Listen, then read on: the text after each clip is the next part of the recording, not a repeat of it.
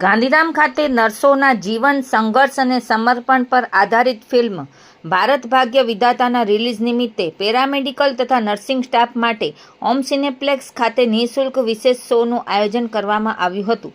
ગાંધીધામ, આદિપુર, અંજાર અને ભુજની વિવિધ હોસ્પિટલોમાં કાર્યરત નર્સિંગ અને પેરામેડિકલ સ્ટાફના અમૂલ્ય યોગદાનને બિરદાવવાના ઉદ્દેશ્યથી આ અનોખી પહેલ કરવામાં આવી હતી. આ આયોજન Arogyam health કેરના founder કવિતાબેન કેસરિયા, associate દિનલબેન Vadher, Marwari યુવા મંચ ગાંધીધામના પ્રમુખ પવનભાઈ ગોયલ, સેક્રેટરી બ્રિજમોહન ચૌધરી તેમજ નર્સિંગ એકતા ગ્રુપના ફાઉન્ડર હાર્દિકભાઈ પરમાર, કો-ફાઉન્ડર ઋત્વિકભાઈ ગોસ્વામી અને એસોસિએટ હિતેશભાઈ ઠાકોરના સંયુક્ત પ્રયાસોથી કરવામાં આવ્યું હતું.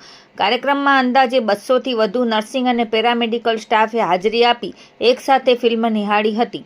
નર્સિંગ ક્ષેત્રના કર્મચારીઓને પ્રોત્સાહન આપવા માટે ગાંધીધામ મનપા મેયર દિવ્યાબેન નાથાણી, કારોબારી ચેરમેન તેજસભાઈ શેઠ, doctor Jitendra Solanki, doctor Mitesh Modi, doctor Jignesh Mehta સહિતના આગેવાનો અને તબીબો ઉપસ્થિત રહ્યા હતા.